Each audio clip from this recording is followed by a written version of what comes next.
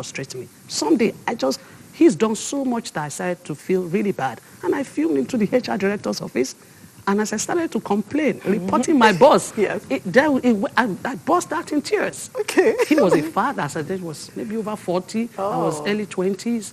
And he just grabbed me like a daughter, you know. Yes. And okay, calm me, and all of that, you know. Yes. Yeah. And he didn't feel awkward. No, not at all. I mean, he was like a father-daughter. Yeah. Because remember, I was a young manager. Yes. And I'm just there spoken to. I'm just feeling that my boss is making life difficult for me. Help me here. And so he actually literally put me by his side, got some serviette, wiped my face, and all of that. And then Lucky you to have a nice HR manager. Thank you. I think that's the point again. It's another conversation to talk about people, talent management. Yeah. Those were very strong HR directors who understood what it was to manage talent, help bring out the very good in you, also take care of the very bad of you, and then help you have a career that was good. So he helped. Okay. Yeah, but I think at senior levels, you can't do that. You can't be emotional at senior levels. Okay. Yeah, I had walked out of a job because my boss was emotional. We were in a conference. Really? We were in a meeting, like 17, 18 people, and it wasn't a multinational this time around. Yeah. He was angry, emotion. So you have to be emotionally intelligent anyway, you know. Yeah. He was angry. He banged on the table, and all the tables and glass got shattered, and all. I held my breath. I'm like, my word, this won't happen in a multinational. Yeah. And I took a walk out of that job. So as you mature, this is the point, that as we grow in career, early in career, you must be emotionally intelligent. And what does it mean? You need to understand yourself, who you are, what you're good at, what you're not good at, your limits, so you don't get off it. Yeah. There are emotions you can't display. Once you display them, we take a note of you. You won't go too far. Oh, that's the reality. Wow. No, you won't go too so far. that could be one of the challenges women have that pulls them back. Yes. Because we have this glass ceiling myth that women can't rise above a particular level. Yes. Okay. So even some of the charters we do, offline, unofficial charters, because if you don't understand when we say politics, the linkages in the establishment. So you charter here, charter there. You don't know who you're chartering about. You don't know the other links behind. True. Oh. So these guys meet again and say, do you know what Hannah said? Hannah said, those things can work against us. Okay. You must be professional. That's some food for thought. Food for thought. Okay, so I know you are a family woman. Yes. And from our conversations during the break, I know it's something you're very passionate about. So how were you able to cope? Because right now, you're heading an organization, you have a lot of people reporting to you. I'm sure you're busy like 24 hours a day. How do you maintain that balance? Yeah. Thank you. Balance is very interesting to me, and I discuss balance with women a lot.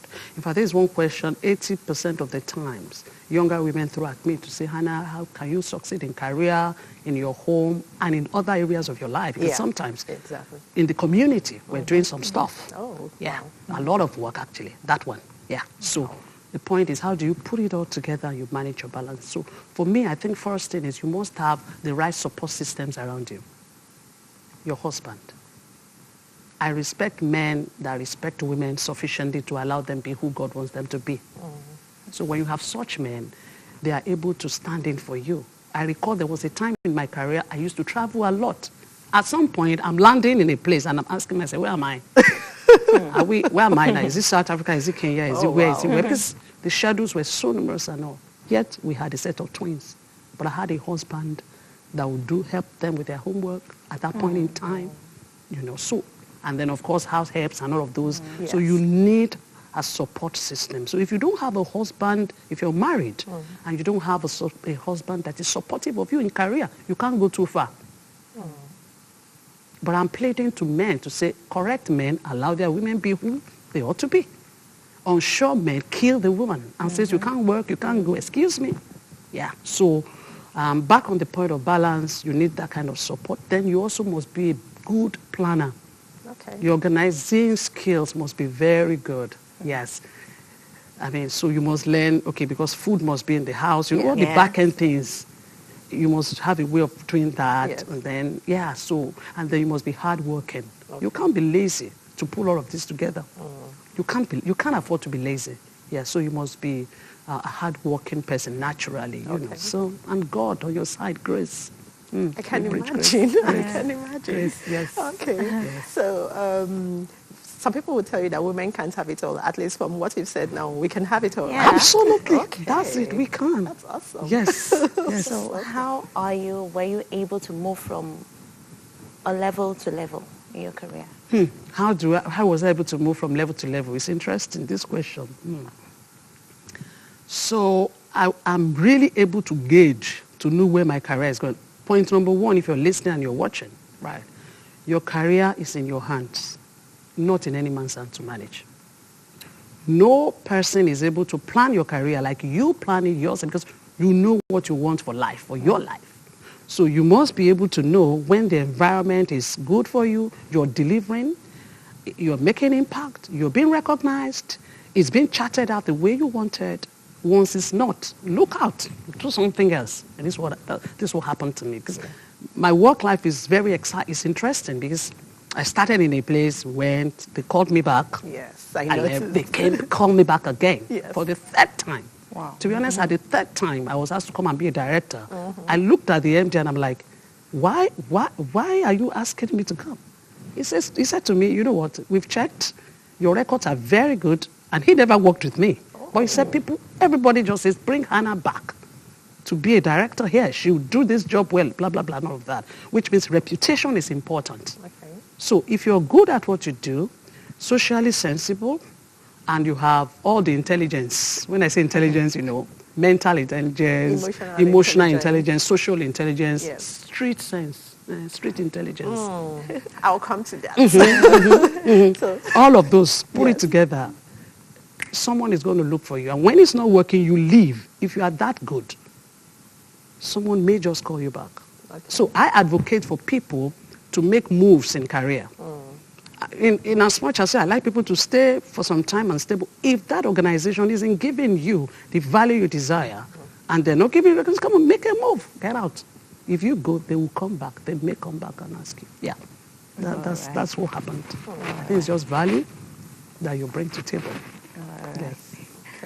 Well, we should keep in talking. fact, I have lots of questions for her. I think we need to bring her back on this show. We need to go on break right now. All right, then. So you've been watching Tea or Coffee, and we have to go on break right now. We'll be right back. Thank you.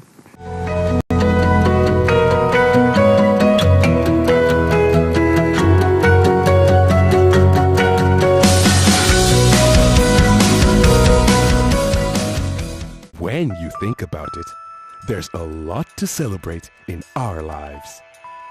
From the smallest milestones to our biggest moments, we'll pamper you at High Impact Planet. Whatever the occasion, let's celebrate you at High Impact Planet, where fun just got real.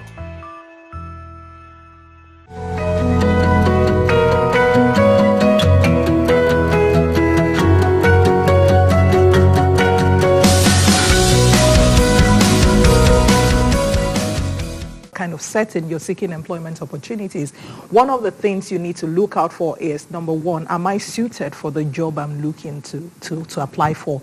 You see that a lot of times people, all in the name of trying to get out of the unemployment bracket, then they send out the applications to just about any vacancy they see out there. And the recruiter at the other end of the line or the chain is looking out for people that either have the experience, the qualifications, or people that have demonstrated ability to deliver on similar roles. So I would say that, we understand that jobs, seem to be scarce out there, but then you need to look out for opportunities that suit your background, your qualifications, or your experience. Then you also need to look for organizations that suit, that you share similar values with. Sometimes people get into companies and then they're like, oh my goodness, how did I get here? You need to be sure you do your background check very well and know what kind of organization you're going. I mean, I know people that have left jobs because maybe they were producing non-alcoholic drinks, and then at some point the strategy of the business changed, and then they're looking to go into alcohol. And they said, you know what, I will not be a part of this, and then they resigned. So you need to look out for cultural fit, your value alignment, and of course your suitability for the role. Those would be the main three things to mention. Okay, so would you say that you have to get everything perfect before you apply for any job? Oh, no, not necessarily. Not necessarily, okay? I mean, people would recommend or advise that at least you should have from 50% and above. Okay. Because again, you're not trying to get a job that you already are overqualified for, if I can say Exactly. that. You know, Yeah. your job aspirations or your aspirations for getting another job should be such that it's stretching you, you're going to learn while adding value, okay? So if I want to apply for a job, I'm not necessarily going to apply for something I'm already doing. Then Yeah. I'm not promoting myself. I'm going to look for something that I have a bit of and I see myself growing into delivering, you know, this kind of duties at a higher level. Okay. But what I see that people do sometimes is they are not interested in that job. All they want is the money from the job and the fact that they just want to leave, leave imagine. I'm sure you right? had that experience. You know, Yeah. so I've seen people sometimes who say, you know what, I don't have everything, but I believe I can position and prepare myself, and then they go all out because they have even the passion for it. Yes. Sometimes the passion is enough for you to jumpstart, but if you're not interested in the job, don't waste anybody's time going. You know, yeah. That's a So great that'll one. be it. Okay.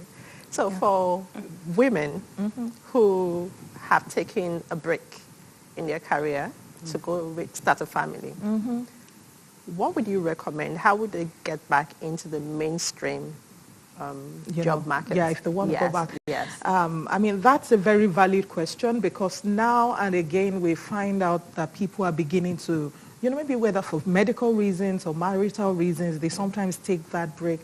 And I tell people, understand the fact that your career is a part of your life. Taking a break from a job does not mean you take a break from your career. Now that you're at home taking care of your kids or taking break to attend to your health does not mean you should lose touch with what it is you were doing and what you see yourself likely to do in the short term, right? So that you're nursing a baby. Sometimes, you know, when women say things like, oh, I'm at home nursing my baby, you don't nurse your baby 24 hours. Yeah. Your babies sometimes sleep. In fact, when they are younger, they sleep a lot more. What do we do with that spare time? I mean, Ms. Oyebanjo mentioned something earlier about how we need to maximize support systems. So when your baby is sleeping, maybe you have a help that is helping, you're able to pay attention to your career. So I tell people, maximize professional networks. A lot of people now have these WhatsApp groups for professionals and all that. You need to ask yourself, what career am I building for myself? Who are the people already in this field with me? So that your break is really not a break. You're still catching up with trends. You're still aware of what is going on in the industry and a lot of things. Sometimes it's even the network that sometimes help you jumpstart that return into the corporate environment, if you get what I mean. Yeah. So that you're at home does not mean you should take a break from life. Your career is a part of you and you need to pay attention to it on a daily basis. So taking a break shouldn't stop your career from growing, even if all you're doing is writing certifications, reading articles online, belonging to professional associations and all of that. Stay in touch. Do not go away. You need it. I can see that. Thank you very much. I can see that. Hannah wants to add something. No, I just to kept it. nodding and nodding. She said, oh, Motukwa is doing so much justice to this. Yes. Very correct. I mean, I couldn't add more. Honestly, it's just spot on. Yeah. All right. Very, very well said. That's great. That's great. All right. We talk about the way things are done most of the time in office environments, that after work there's another work where the guys Exactly. hang out and they seal the deal. How were you able to still be in the hierarchy where you were or where you are, and do you hang out at night with them to seal the deal? Yeah, I never, clubbing. I mean, you know, she said something about your value. Yes. Yes. Very important. Yes. And I'm sure if you're a married woman, if we're going to hang out, I'm sure your husband is going to ensure that the hanging is with a lot of cords tied to it.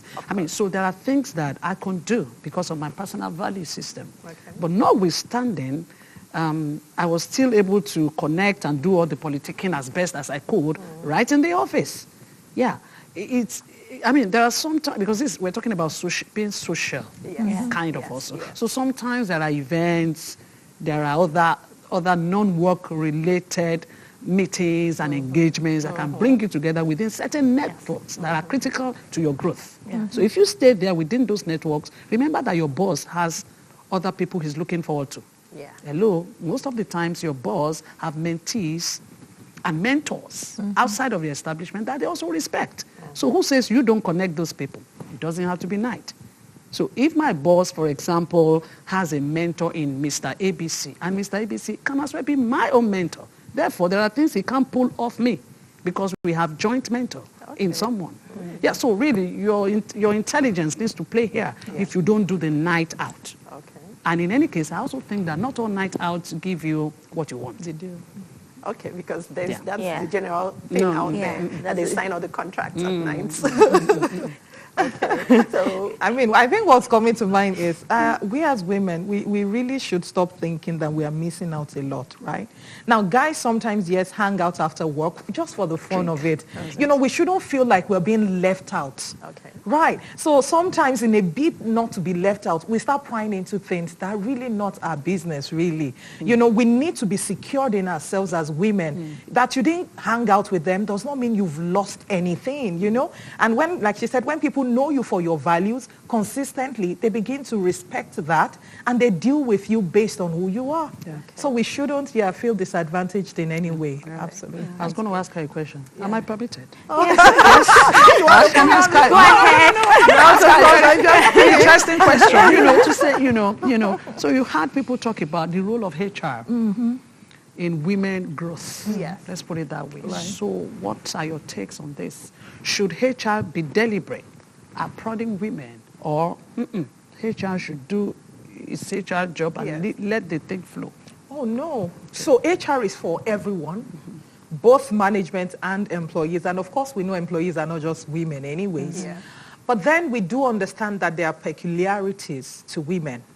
There are things that are part of the women or part of a woman's physiology that can impact on their work. So for instance, I once worked in an organization that understood that we had this mentor mom thing. So we understood that even though, I mean, the men too were fathers and they had kids, but we understand in the culture that we are in, or that we have, that women, take a lot more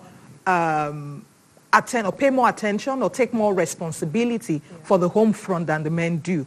So we created a Mentor Mom platform whereby women issues, whether it's how to take care of your children or how to get an effective support system at home or how to even take care of your health, because there were some people, I mean, I remember we had a time where a doctor came to talk to us about fertility because a woman trying to get pregnant and having consistent failures at all of those interventions, it was at some point start affecting the job. Sure. Yeah. So we had to start paying attention. We'll bring in doctors to come and do the checks for us and all of that. So HR, I've been in a situation where a husband brought a wife's stuff to the office, right? Now, the question is, at that point, would you just say, that's not work? It's non-official. It's going to impact on work. You don't tell people, leave your personal lives at home. No, they are the same one human being. So we need to begin to pay attention to the fact that some personal issues may come up and we need to be intelligent to know how to help them without also jeopardizing organizational objectives, right? So yes, women, HR should be positioned to be sensitive to women. Like she said earlier, we're emotional beings. Yeah. And so as HR people, we need to be emotionally intelligent, understand that people are coming from different places and we need to help them. It's a very good point she's made Yeah. in terms of, and this is it also, because, just building on that intelligent point that a woman carries everything along. Absolutely. I once had a manager, one of my senior managers who was moody. Sometimes you just get her. Sometimes, and she was a very good worker, but sometimes, occasionally, you just see her. So, but on later inquiry, I realized because she was waiting to have children. So each time that period of she was down, productivity declines and all. So we had to find a way to help him. So, it's all about talent management. That feel intrusive, because I know some people would just say, like what she was saying, work on its own and your personal life. No, and that's the point she's just made. To be sincerely, you can't really segregate. You can't. Yeah, but we try to ensure we keep them compartmentalized. Okay. But in reality, it's the same you Yeah. that actually is a mother at home, that is a manager or a director at work, that is a community leader somewhere. So it's same you. And so the work we had to do on this person, it was to be able to help her manage her emotions at that period in time. And she grew over it. So that's the point she's making. Is we have to be sensitive to ourselves as women. Okay, okay. So how have you been able to balance work and your personal life? Because sometimes I know as women, we try to prove to people that we can do it all. So sometimes, strong like that. exactly, exactly. What a man can do, a woman can do I know, better. right? And you spend almost all your days at work, and even when you get home, you're working still and all working. that. How are you able to create that balance to make sure you have a happy home front? So let me say I'm blessed with one of the best men in the world. Oh, wow. That is my greatest support system. Okay. You know, she mentioned something earlier. I also have a set of twins, by the way. Wonderful. So I think it's a twin. right. So it was quite it was quite challenging at that time because I wasn't even expecting to get pregnant. I wasn't planning at the time I did. And I remember days where my husband had to bathe the kids because I had clients meetings very early in the morning and all that. So having a support system is good. But then I would also like to tell women, right, we all have 24 hours. The people that, you know, are succeeding and the people that are not both have 24 hours. The question is, what do you do with your 24 hours? Now, I mean, currently I work for myself, but at the time I was in paid employment, I had to sit down and take stock. You know, you hear people, you know, make complaints like, the reason why I'm not enjoying myself is because, you know, I just work and work and work and work and I don't have time for myself. But the truth is that is not the truth. Right. So if you sit down, you have 365 days in a year. Then you have for Saturday and Sunday, those are like 52, you know, that's like 104. You have 20 days of leave. You have public holidays. You already have almost half of the year gone for non-work activities. And then in one day, you have 24 hours. But you've signed a contract with your employer to say, okay, I'm working 8 hours. And of course, I understand that sometimes work demands that you work more. Overtime, But at the free time, what do you do with your spare time?